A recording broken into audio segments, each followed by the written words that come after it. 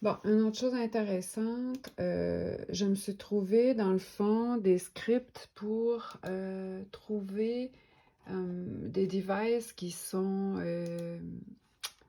comment est-ce que je te dirais, cachés et peut-être pas utilisés non plus.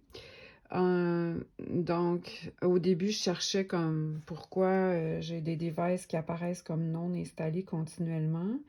Si on vient dans le Device Manager ici, depuis que j'ai effacé complètement mon disque et fait sûr qu'il n'y avait pas d'autres partitions, je me suis retrouvée avec ça. Puis malgré les mises à jour et tout, il n'y a rien à faire, ça reste toujours comme ça.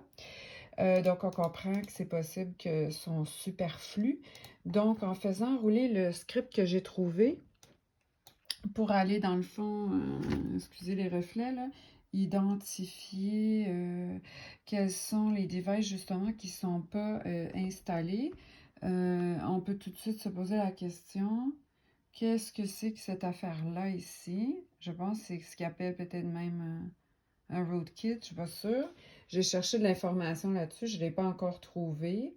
À mon grand étonnement, quand j'ai relié l'autre petit script que j'ai trouvé ici, pour trouver, on le voit bien là, c'est écrit, loop through all hidden devices to remove them using PNP utile.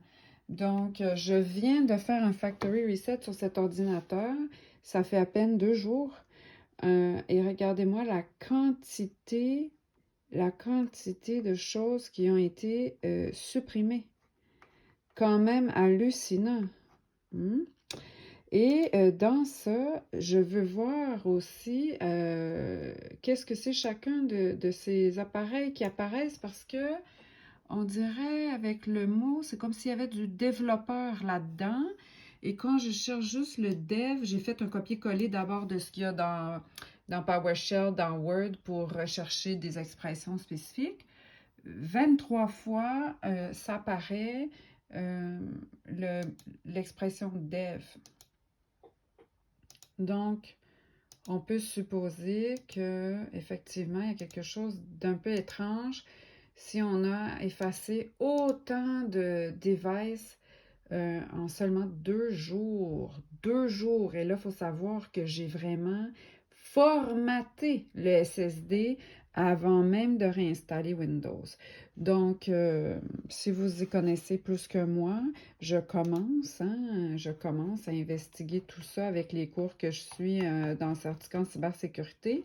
Mais je dirais que quelqu'un qui a beaucoup d'expérience à travailler avec les appareils physiques et leurs modifications pourrait certainement m'éclairer.